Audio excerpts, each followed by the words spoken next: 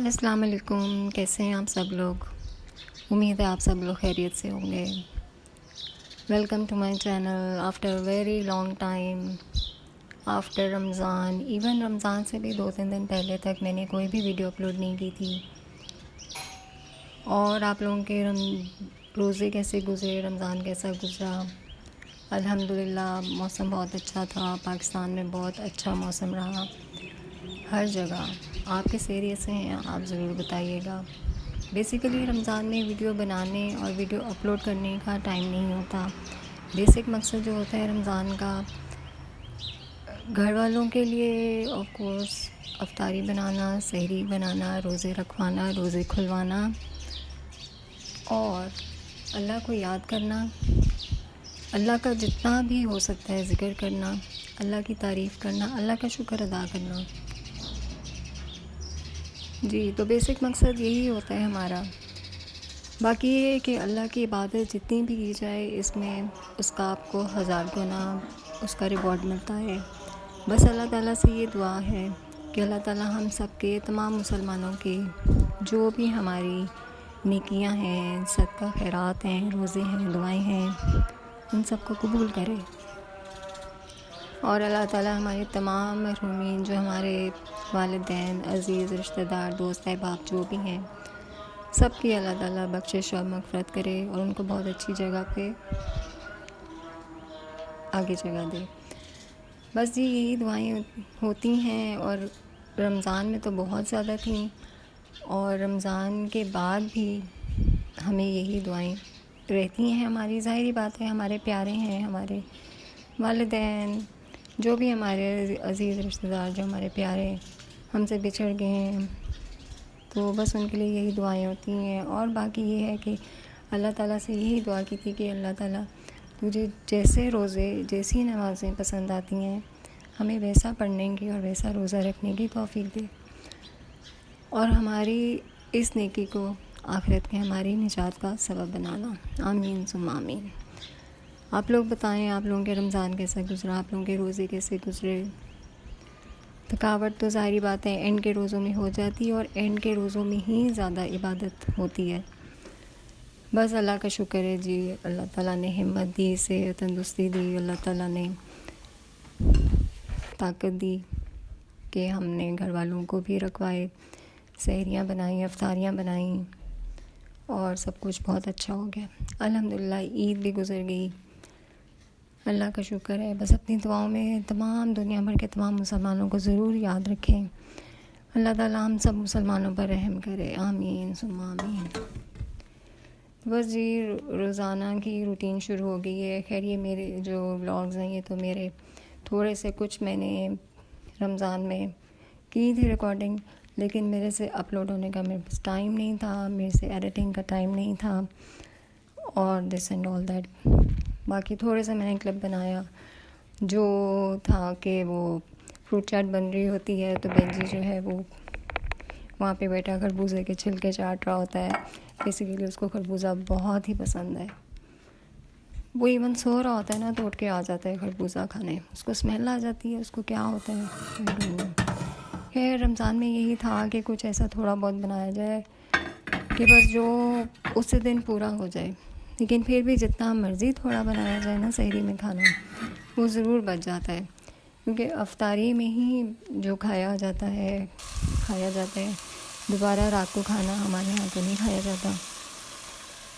शुरू में होता है कि शायद थोड़ी वो सर्दी भी थी इधर लाहौर में, तो मौसम भी ऐसा था कि शुरू में 11-12 बजे तक भूख लगती थी क्योंकि सहरी लेट होती थी।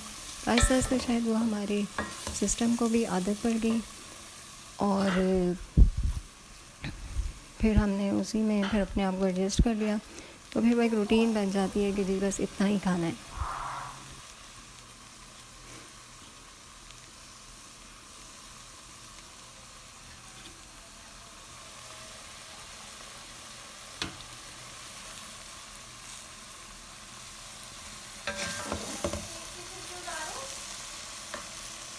इसके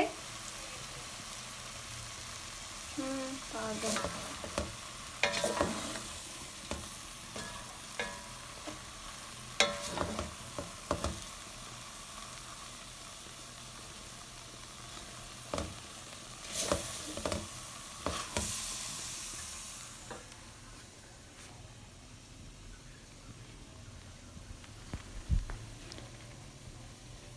ये अफ्तारी की तैयारी हो रही थी, बस जी गोल गोल आलू डाल दिए काट के, पानी में मैंने डिप किए थे बेसिकली। पहले थोड़ी सी इनकी स्टार्च निकल जाए तो फिर इसको पकौड़ों के लिए बेसन में डिप करूँगी।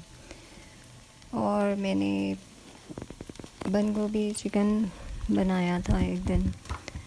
तो रमज़ान में ये होता है, सहरी में आपको बहुत चीज़ें, ज़ाहिरी बातें बनानी चाहिए ताकि बच्चे जो है आराम से, हस्बैंड और बच्चे खा लें खुश होके। क्योंकि अगर डेली रूटीन में आप कुछ ऐसा बना लेते हैं जो बच्चों को नहीं पसंद आता, तो कोई बात नहीं, वो फिर हम शाम के वक्त कभी उनको कोई बर्गर बना देते हैं या कभी कुछ ऐसा बना देते हैं।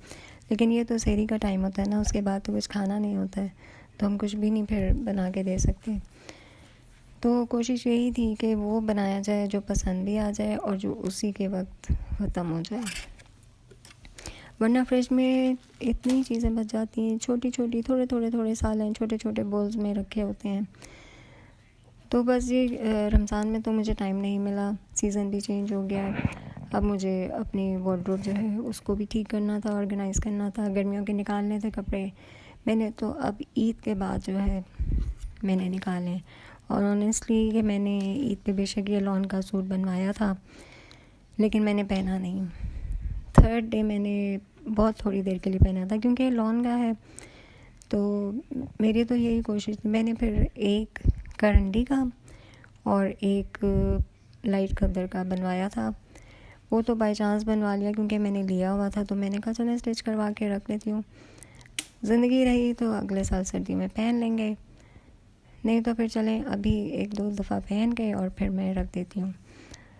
तो ये जी बड़ा हॉट सेलर था सफ़ायर का, बड़ी मुश्किल से मिला, बहुत ही जल्दी आउट ऑफ स्टॉक हो गया था। उसकी वजह ये थी कि 3 पीस था और इसकी प्राइस जो थी बहुत ही रीज़नेबल थी, 4200 का।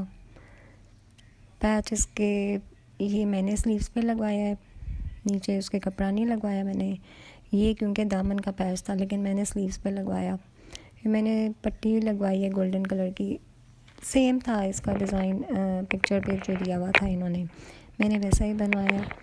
सिर्फ ये है कि मैंने दामन की जो पट्टी थी ना वो मैंने लगवा दी उधर। ये नीचे इसका है, क्यूलॉट्स मैंने बनवाए थे और उस पर भी मैंने गोल्डन पट्टी, गोटा जिसको कहते हैं, वो लगा लिया ज़रा। तो फिर ये एक वो अच्छा बन गया, फैंसी सा, मतलब वो लगता कि हाँ जी ये ईद का है।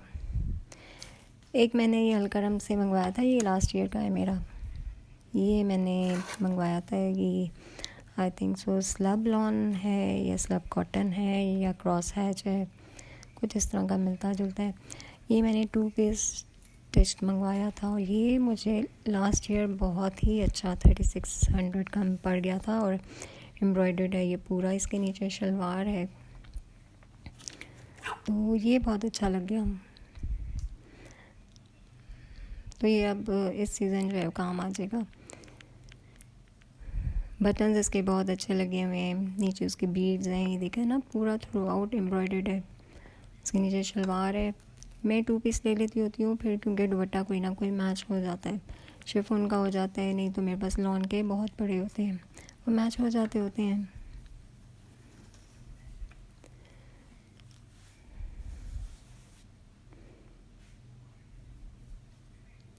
तो बस इस तरह से जो है मैं फिर भी विज़िट करती रहती हूँ, कभी कभार वेबसाइट्स, कोई ना कोई अच्छा मिल जाता है आपको। अच्छा इन द सेंस कि कोई ना कोई आपको क्लिक कर जाता है तो आप उसको सेव कर लेते हैं कि जब आपका मूड बनेगा या जब आपके पास पॉकेट में पैसे होंगे तो आप कर लेंगे। तो बस ये हैंगर है, इसमें मैंने अपने शिफॉन के दुपट्टे रखे हुए हैं। अब मैं तरीके से क्लोज़ेट को ऑर्गेनाइज़ करूँगी, सारी स्वेटर्स, शॉल्स वगैरह सारा कुछ मैं इनको समेट देती हूँ। आज बेसिकली संडे है, तो मैंने पहले से ही सोचा हुआ था कि संडे को करूँगी, क्योंकि मेरे हस्बैंड ने जाना था, उनके अपने फ्रेंड्स का गेट टुगेदर था, तो इसलिए मैंने सोचा कि मैं अपनी वार्डरोब जो है संडे को कर लूँगी कि हस्बैंड्स घर पे ना हों कि गए हों, आपके पास टाइम इजीली मिल जाता है, क्योंकि आपको खाना बनाने की कोई इतनी टेंशन नहीं होती। बेटा मेरा है, उसको वो नाश्ता करता है तो फिर थोड़ा गैप दे के फिर रात को खाता है या कुछ भी उसने खाना होता है। वरना लड़के होते हैं, आपको पता है कि कभी फ्रेंड्स आ गए, क्योंकि ईद के दिन अभी तो चल रहे, फ्रेंड्स आ जाते हैं उनके साथ के कहीं बाहर चला जाता है। और बेटी मेरा अपना कुछ ना कुछ अपना बना लेती है, कभी नूडल्स बना ली, कभी बर्गर बना लिया, क्योंकि पूरा रमज़ान जो है इन चीज़ों से ज़रा छुट्टी होती है, इसलिए फिर उसने कहा कि मैं आज कुछ इस तरह से बना लूँगी। और फिर बीच में ईद के दिन आ गए तो फिर सब कुछ जो है ना, जो कुछ भी होता था वो अलमारी में वैसे ही विदाउट ऑर्गेनाइज जो है इसको वैसे ही रखते जाओ। सॉक्स हैं मेरी वो पड़ी हुई हैं, ये मैंने लाइट कलर की शर्ट बनवाई थी तो फिर मैंने ये ईद पे एक दिन पहनी थी, क्योंकि बड़ा अच्छा प्लेजेंट सा मौसम था ना ईद पे, गर्मी तो बिल्कुल भी नहीं थी। हाँ, दिन में धूप में आप लोग बाहर निकलें, जो लोग पैदल जाते हैं ज़ाहिर है बाहर फिरते हैं उनके लिए है, मैंने तो घर में ही रहना था तो इसलिए फिर नहीं था। ये वाला मेरा करंडी का सूट था, ये मैंने बनवाया था, तो बेसिकली तो ये पहनना ही नहीं था, इसलिए इसका दुपट्टा भी मेरा पीकोनी मैंने करवाया था, क्योंकि मेरा यही था कि अच्छा स्टिच करवा के रख लेती हूँ, क्योंकि फिर वो अनस्टिच पड़ा रहेगा। पहले ही मेरे सर्दियों के 1-2 पड़े हुए हैं, वो भी अनस्टिच रह गए हैं, वो बहुत ही मोटे थे, वो फिर मैंने नहीं बनवाए।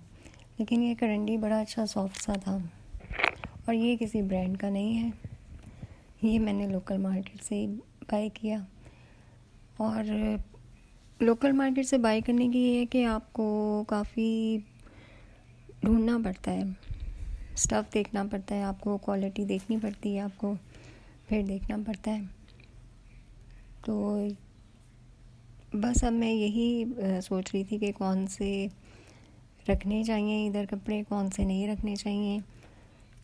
और गर्मियों के कपड़े जो है ना, मैं कहती हूँ कि जब वो रखते हैं हम क्लोज़ेट में तो बहुत सारी स्पेस जो है बच जाती है, क्योंकि हमारी स्वेटर्स नहीं होती, शॉल्स नहीं होती हैं, सॉक्स नहीं होती हैं, तो दुपट्टे होते हैं या हमारी शलवार कमीज होती है। बस ये मैंने कुछ अनस्टिच रखे हुए हैं अभी जो मैंने सिलवाने हैं। बस ये थी मेरी छोटी सी वीडियो, आपको पसंद आए तो ज़रूर लाइक कीजिएगा। अल्लाह हाफ़िज़।